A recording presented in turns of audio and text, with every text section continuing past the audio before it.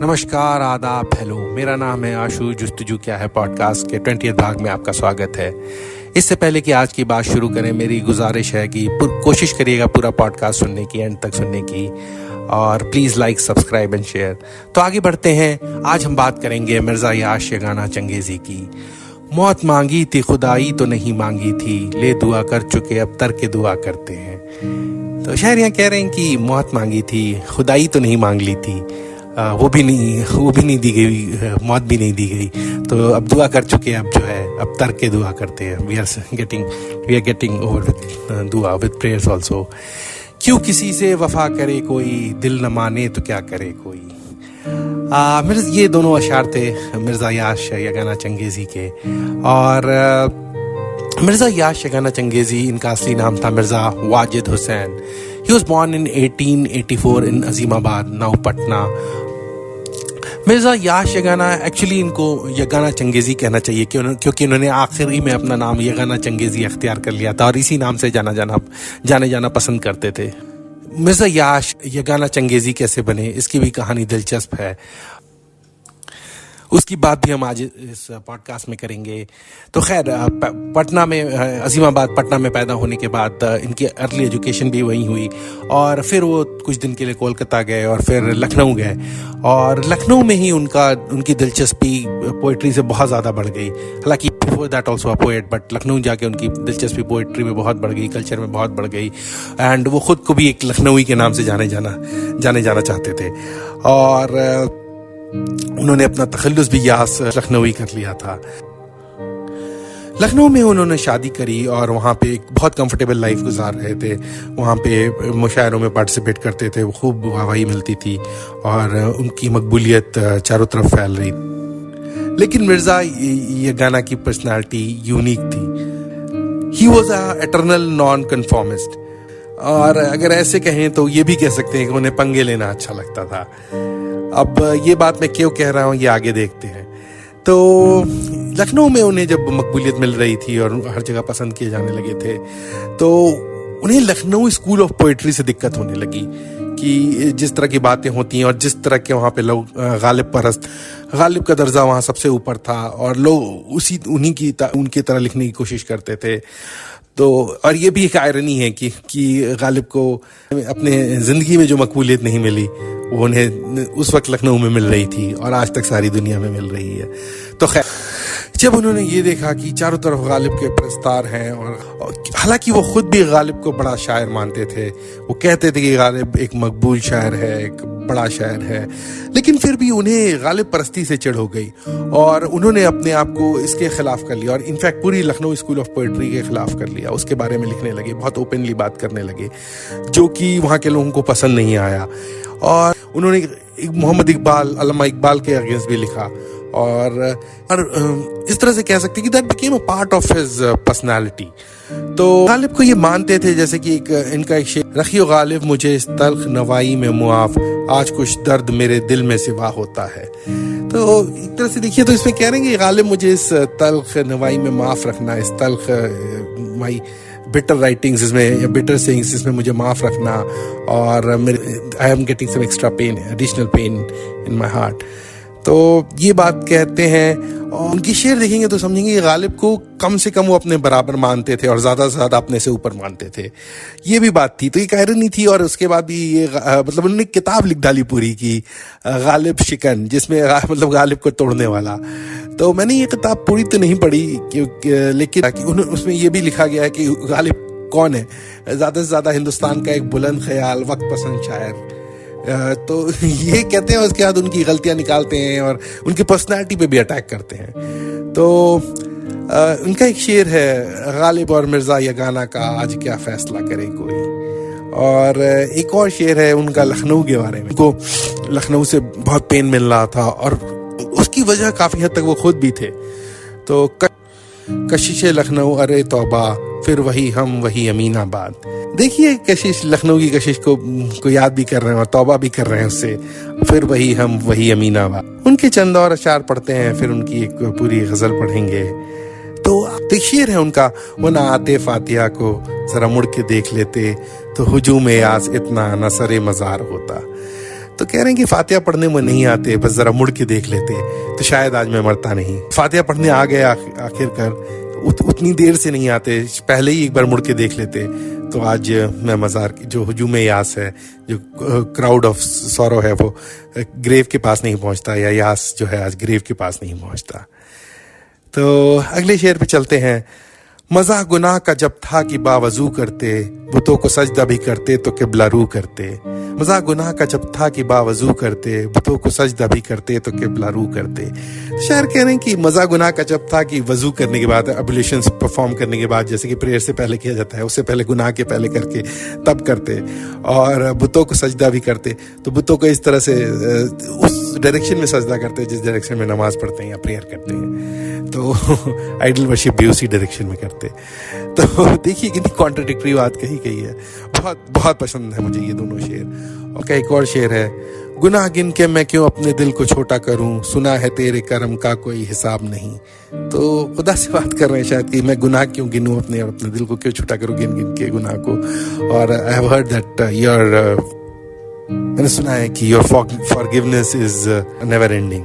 सब्र करना सख्त मुश्किल है, तड़पना सहल है, अपने बस का काम कर लेता हूँ आसान देखकर। शायद कहने कि सब्र करना मुश्किल है और तड़पना जो है वो आसान है, तो मुझसे सब्र नहीं होता, वो मुश्किल है, और मैं तड़पता रहता हूँ इसको आसान, क्योंकि ये आसान है।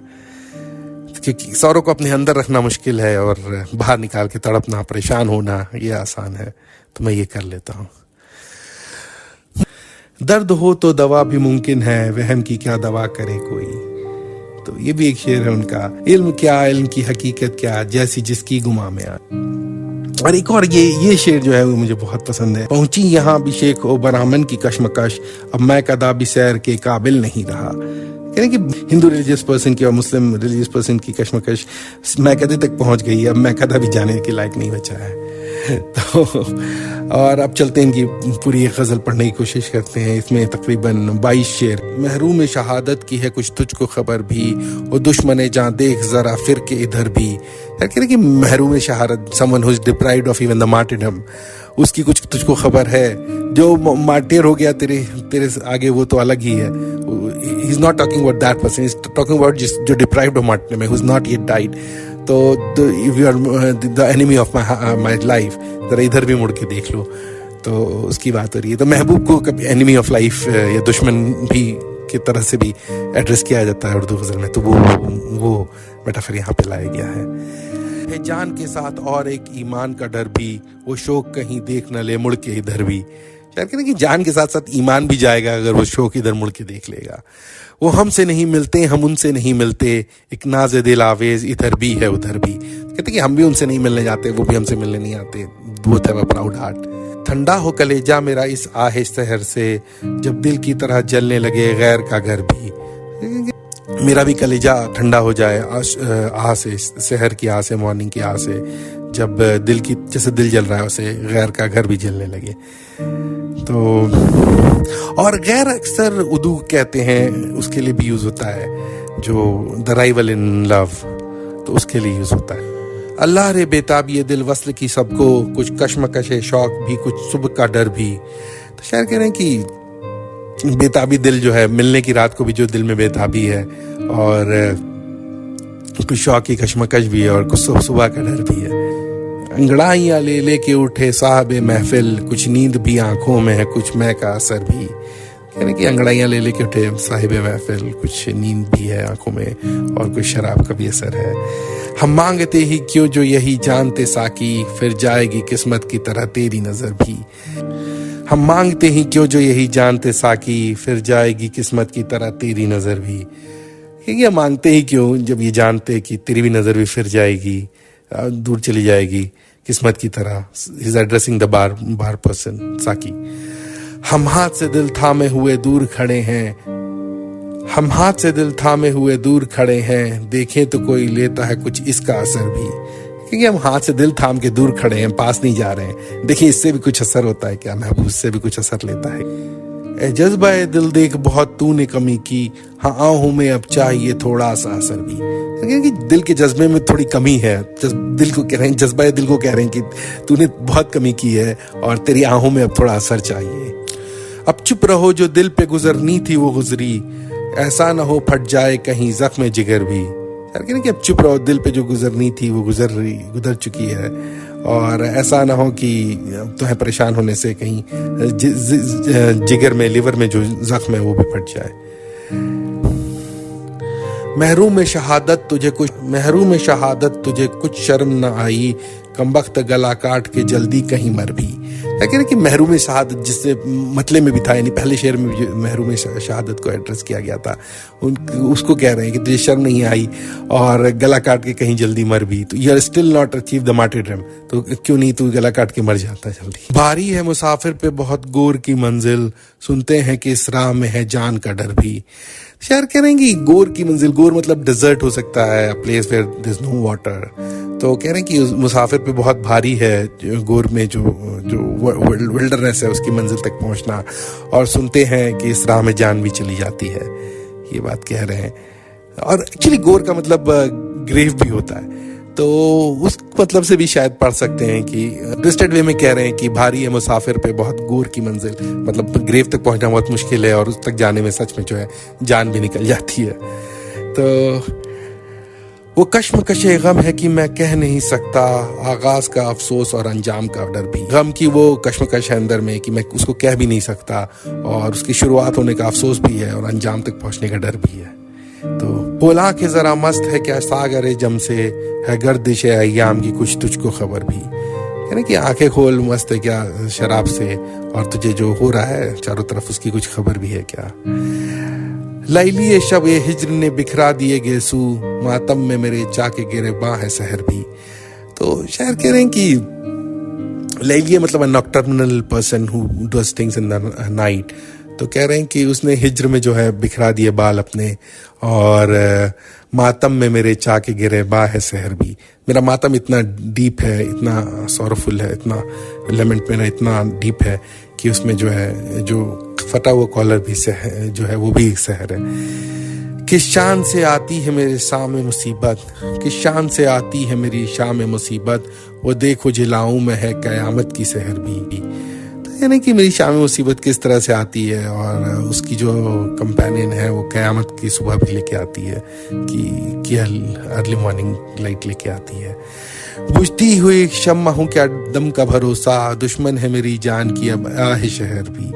बुझती हुई एक शाम हूँ क्या दम का भरोसा, दुश्मन है मेरी जान की अब आहे शहर भी। तो कह रहे हैं कि मैं बुझती हुई शाम हूँ, और मेरी दम का क्या भरोसा है, और मेरी जान की दुश्मन तो अब जो सुबह की मॉर्निंग लाइट आती है जिसको कि सिंबल ऑफ होप देखते हैं, वो भी मेरी जान की दुश्मन है। देखिए कोई जाती हुई दुनिया का तमाशा, बीमार भी सर धुनता है और शम्मे सहर भी। तो शायर कह रहे हैं कि देखे कोई जाती हुई दुनिया का तमाशा, बीमार भी सर धुनता है और शम्मे शहर भी। कहते हैं कि जो दुनिया का तमाशा देखे बीमार इंसान भी सर धुनता है, और शम्मे शहर मतलब जो मॉर्निंग जब आ रही होती है तो लाइट जो बुझ रही होती है वो भी सर धुनती है। तो देखेंगे कि कुछ ऊपर के कुछ अशार जो हैं उसमें बड़ी डिस्पोंडेंसी है और लॉस ऑफ होप है, तो ये शायद उनकी जिंदगी से भी पैरेलल करता है। और सहरा की हवा खींचे लिए जाती है मुझको, कहता है वतन देख जरा फिर के इधर भी। कह रहे कि सहरा की हवा जो विल्डरनेस की हवा है वो मुझे लेके जा रही है, और वतन कहता है कि एक बार इधर भी देख ले। हाँ कट गई शायद तेरे दीवाने की बेड़ी, पिछले पहर आई थी कुछ आवाज इधर भी। तेरे दीवाने की बेड़ी कट गई है इस फ्री नाउ, और पिछले पहर सम टाइम बैक पिछले पहर में कुछ आवाज इधर भी आई थी। क्या वादा है दीदार को सच जानते हो यास, लो फर्ज करो आई कयामत की सहर भी। तो इस गजल में दो मक्ते हैं, यानी दो बार शायर का दखलुस यूज किया गया है, तो उसको दोनों को मक्ता बोल सकते हैं। क्या वादा है दीदार को सच जानते हो यास, लो फर्ज करो आई कयामत की सहर भी। अल्लाह मुबारक करे पीरी की सहर याश, मरने की तमन्ना थी तो ले अब कहीं मर भी। तो शायर करें कि क्या वादा है दीदार को सच जानते हो, जो प्रॉमिस था टू बी सीन उसको सच जानते हो, और फर्ज करो तो फिर ये भी फर्ज कर लो कि क़यामत की भी स्टार्टिंग हो गई है, उसकी भी सहर आ गई है। और अल्लाह मुबारक करे पीरी की सहरियास, मरने की तमन्ना थी तो ले अब कहीं मर भी। कहने कि अल्लाह मुबारक करे तुम्हें पीरी की, बुढ़ापे की स्टार्टिंग भी, और मरने की तमन्ना थी तो अब बुढ़ा के मर भी जाओ कहीं। और ये थी पूरी गज़ल। उम्मीद करता हूँ आपको मेरा पढ़ना पसंद आया होगा, और प्लीज़ जब मुझसे जो गलतियाँ हुई होंगी मुझे बताइएगा। मुझे सच में गज़ल को ढंग से पढ़ने का शऊर नहीं। I really appreciate any thoughts you share, any feedback you share, and शुक्रिया, धन्यवाद, सी यू सून।